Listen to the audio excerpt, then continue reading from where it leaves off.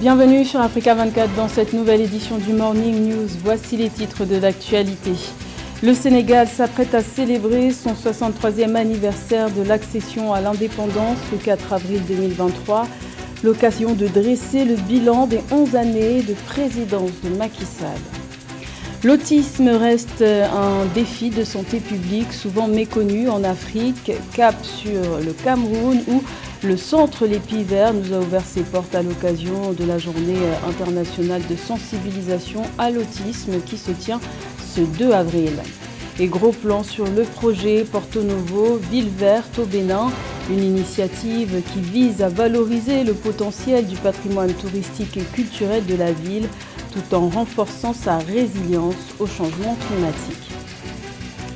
Mais tout d'abord au Cameroun, la nouvelle chambre du Parlement est au complet. Le président Paul Biya a nommé ce vendredi 31 mars les 30 sénateurs manquants, devant s'ajouter aux 70 autres élus lors des scrutins du 12 mars dernier. Sur les 30 sénateurs nommés, 6 sont issus de l'opposition et 24 sont du parti présidentiel RDPC. 11 sénateurs font leur entrée et plusieurs reconductions sont à noter, comme celle de Marcel Nia Djifandji, président en exercice de la Chambre du Parlement, qui enchaîne son 3e mandat successif depuis 2013. Au total, 7 partis politiques composent le Sénat pour ce nouveau mandat.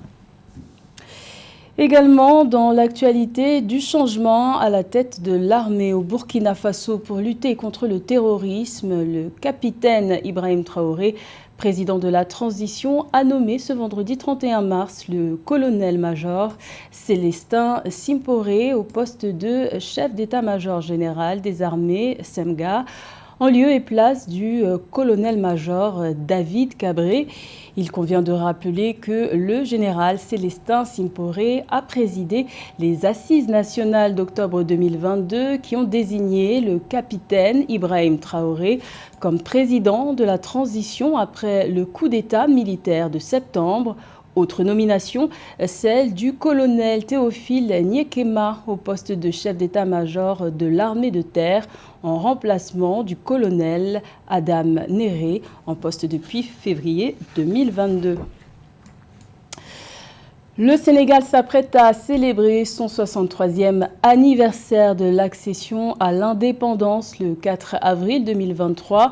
L'occasion pour le président Macky Sall de faire le bilan de ses 11 ans à la tête de l'État à un an de l'élection présidentielle prévue en février 2024. Sa gouvernance est marquée par l'aboutissement de projets majeurs dans le développement des infrastructures, parfois démarrés par ses prédécesseurs. Le point avec Mildred Diam. S'il faut résumer les 11 ans au pouvoir du président sénégalais Macky Sall, on dirait le développement des infrastructures. Du bus Rapid Transit Dakar-Guédawaï, au train express régional Dakar-AIBD, au stade Abdoulaye Wade, au tronçon autoroutier vers Touba et Mbour à partir de Thiès, à la gare des gros porteurs de Diamniadio, aux usines de traitement d'eau potable à Keu-Momassar, en passant par la construction des ponts. Le chef d'État a su faire ses preuves en matière de gouvernance infrastructurelle en 11 ans à la tête du Sénégal. Le président de la République, Macky Sall, a poursuivi de manière exponentielle l'œuvre de son prédécesseur en dotant le Sénégal d'infrastructures de très bonne qualité. Dans le domaine routier, de nombreuses intersections ont été libérées par l'instauration d'autoponts et le dernier, c'est de Cambérène, qui permet de rentrer et de sortir plus facilement de la capitale. Vous avez aussi le plus emblématique de tous, c'est le pont de la Gambie qui permet aujourd'hui que le nord et le sud du Sénégal ne soient plus qu'à 4 heures, contrairement à la journée qu'il fallait passer avant et qui est un facteur de développement économique très important. Donc, le président Macky Sall a équipé ce pays très fortement durant son magistère depuis 2012. Le secteur de l'énergie est également considéré comme l'une des plus belles réussites de Macky Sall à la tête du Sénégal. Sous son leadership, la stratégie Gas to Power a été initiée en 2018 pour aider à réduire la dépendance énergétique nationale vis-à-vis du pétrole et du charbon. Les données de la Sénélec, la société sénégalaise d'électricité, montrent que le pays a enregistré en 2012 une capacité de production d'électricité de 854,5 MW. Ce chiffre est passé à 1787,41 MW à la fin août 2022. On peut déjà globalement dire que le bilan du Macky Sall est positif. Lorsqu'on fait une analyse comparative, dans une sous-région ouest-africaine marquée par des instabilités politiques sécuritaires, en matière d'investissement dans le secteur de l'éducation, en matière d'investissement dans les infrastructures, notamment la ville de Djamnadio, qui est un sanctuaire diplomatique qui organise des conférences internationales. Le président Macky Sall a fait beaucoup d'innovations en matière d'énergie solaire. Il a réussi les réformes institutionnelles, notamment en matière de décentralisation. Autre domaine d'action du président Macky Sall, l'agriculture, la démocratie, la consolidation de l'état de droit, la promotion des investissements et la santé. Cependant, les citoyens appellent à consentir plus d'efforts dans la couverture sociale, l'éducation et l'employabilité des jeunes. Du nouveau dans l'écosystème des exportations ivoiriennes, le Conseil national des exportations de Côte d'Ivoire a annoncé à l'issue de discussions menées le 30 mars la création prochaine d'un annuaire des exportateurs. Le but, améliorer la collecte des données et les échanges commerciaux de la Côte d'Ivoire avec l'extérieur. Les explications d'Esther Conan. Le secteur des exportations représente 85% des échanges de la Côte d'Ivoire avec l'extérieur, lui conférant un rôle de premier plan dans la transformation structurelle de l'économie ivoirienne. Tenant compte de l'importance du développement de ce secteur stratégique, le Conseil national des exportations, CNE, a reçu une subvention pour l'exécution du projet d'appui de la mise en œuvre de la stratégie nationale d'exportation, SNE, de Côte d'Ivoire. Pour contribuer à améliorer le potentiel national d'exportation en Côte d'Ivoire, un atelier a été organisé à Abidjan le 30 mars par le CNE en vue de disposer d'une base informationnelle pour la mise en place d'un dispositif consensuel du commerce extérieur. Avec l'avènement de grands projets d'investissement dans le secteur des infrastructures, il s'agira surtout de faire ensemble des diagnostics en vue de collecter des informations auprès des secteurs, des structures publiques, parapubliques et privées intervenant dans les chaînes d'exportation. En créant l'annuaire des exportateurs, outil bientôt mis à la disposition du grand public, le Conseil national des exportations ouvre une porte à l'instauration d'un système numérique informationnel de gestion pour la collecte de données et le suivi des entreprises exportatrices. En plus de l'annuaire des exportations, le CNE œuvre aussi à la réalisation du programme Astuces Offensive Export, présenté comme une innovation dans l'écosystème des exportations ivoiriennes. Je tiens à exprimer ma satisfaction pour la tenue de cet atelier et cette institution de réflexion. Je sais pouvoir compter sur l'expertise et le dynamisme du Conseil national des exportations pour la mise en œuvre et l'atteinte des objectifs fixés par le gouvernement. Les performances du commerce extérieur de la Côte d'Ivoire sont surtout portées par les produits des filières prioritaires de la stratégie nationale d'exportation, dont le cajou, le coton, le café cacao et les autres produits d'exportation. C'est une première depuis son indépendance en 1958. La Centrafrique voit sa capacité d'électricité nationale augmenter, passant de 60 à 72 MW. Cet accroissement de production d'électricité provient de la mise en service le 27 mars de la nouvelle centrale photovoltaïque de Sakaï au sud du pays. Plus de précisions avec Marie-Raphaël Ntolo. En Centrafrique, la capacité d'électrification est officiellement passée de 60 à 72 MW le 27 mars 2023. Cette information a été rendue publique lors de la tenue de la cérémonie de fin de travaux de construction de la centrale solaire de Sakaï, située à quelques kilomètres de la capitale Bangui. Toutefois, les autorités ont précisé que l'objectif visé en capacité d'électrification optimale du pays reste d'environ 250 MW.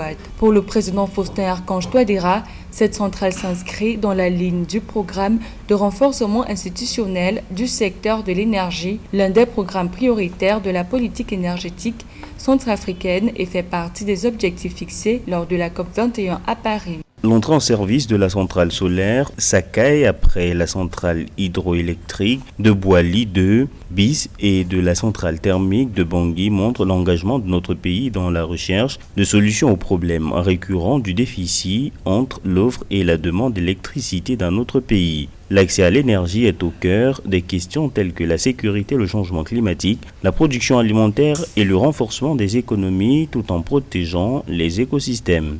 D'après un rapport publié en juin 2022 par la Banque mondiale, seuls 14,3% de la population centrafricaine a accès à l'électricité avec des taux allant d'environ 35% à Bangui à environ 0,4% dans les zones rurales. Avec sa capacité de production estimée à 15 MW, la centrale solaire de Sakai vient compléter les puissances déjà installées, notamment Boali de Bis et la centrale thermique de Bangui.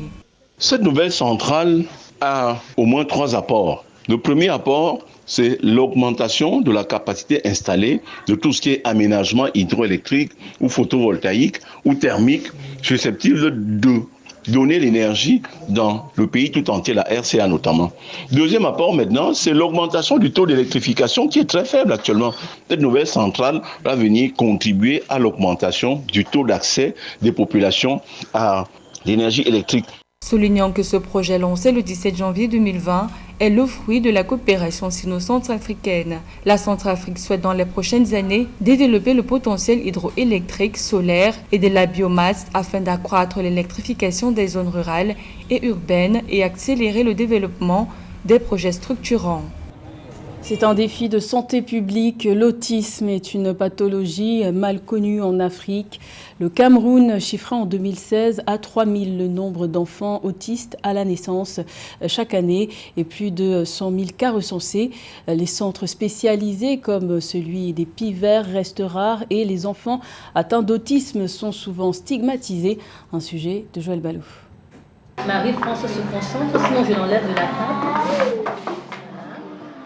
Le 2 avril, c'est la journée mondiale de sensibilisation à l'autisme. Au Cameroun, près de 3000 enfants naissent autistes chaque année d'après le ministère de la Santé publique. Du fait du faible niveau de sensibilisation, l'autisme reste encore mal connu par les populations. Cependant, il existe des unités localisées pour l'inclusion scolaire. C'est le cas du groupe scolaire Les Pivers à Yaoundé qui abrite en son sein une unité de prise en charge des personnes autistes.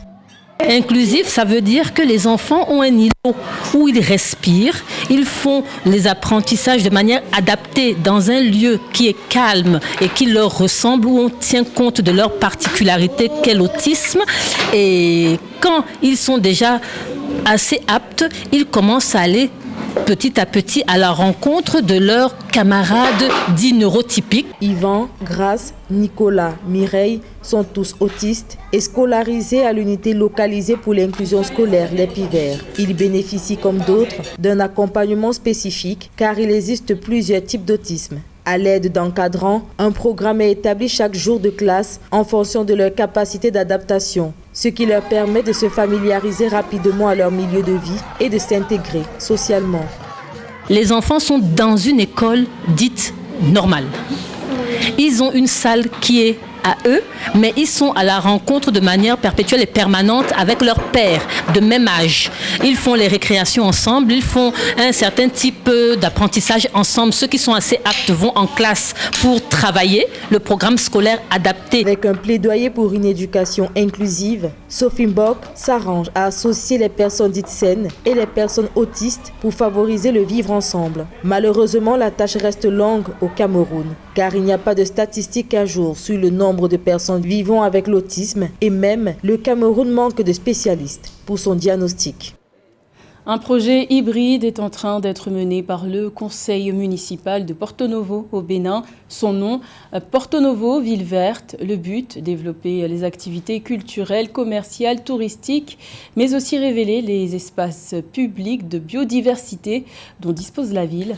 Reportage de notre correspondant, Leftiono. Porto Novo, la capitale politique du Bénin, abrite plusieurs places traditionnelles vaudou et touristiques. La place Iya Abimessan est l'une d'entre elles. Située dans le quartier Akron, la légende raconte que cette place a été créée par les Yoruba pendant la période migratoire. Sur les instructions du roi, la reine-mère, qui était enceinte à l'époque, aurait accouché de 9 enfants derrière une termitière présente sur les lieux. Ce site patrimonial a été rénové dans le cadre du projet Porto Novo Ville Verte, porté par le gouvernement avec l'appui technique et financier de la République française. Au total, 12 artistes plasticiens ont participé à la rénovation de la place habituellement appelée Avessan. J'ai eu à réaliser 5 œuvres, le Zangbeto. J'ai eu à réaliser également l'arrivée des 3 chasseurs. Ça vient de l'histoire qui nous a été contée ici sur cette place. J'ai eu à réaliser encore le temple à Besson qui se situe devant vous. En dehors de la valorisation du patrimoine culturel de la capitale béninoise et son potentiel touristique, le projet Porto Novo Ville Verte intègre aussi l'aménagement d'une promenade lagunaire, de voies d'accès aux berges, l'accompagnement d'activités génératrices de revenus pour les femmes. Dans le cadre de son déplacement au Bénin, la secrétaire d'État chargée du développement et de la francophonie, Chrysoula Zakharopoulou, a découvert ce site patrimonial. C'est un exemple de coopération décentralisée, comme disait Madame la ministre. Ce n'est pas seulement au niveau des gouvernements, au niveau des présidents ou des ministres que ça se passe. Ça se passe aussi au niveau des édiles, au niveau des maires, au niveau des préfets. Madame la préfète est ici. Et ça se passe surtout au niveau des artistes. C'est une belle réponse contre le changement climatique et alors avec l'amélioration de la qualité de la vie des habitants, mais aussi pour nous comme touristes qu'on peut venir à profiter, à faire une promenade. C'est une promenade culturelle. À noter que le projet de développement urbain durable Porto Novo Ville Verte constitue un programme d'adaptation des villes au changement climatique. Il s'évalue à près de 6,232 milliards de francs CFA. C'était le journal de la rédaction. Merci de l'avoir suivi. L'information continue sur Africa 24.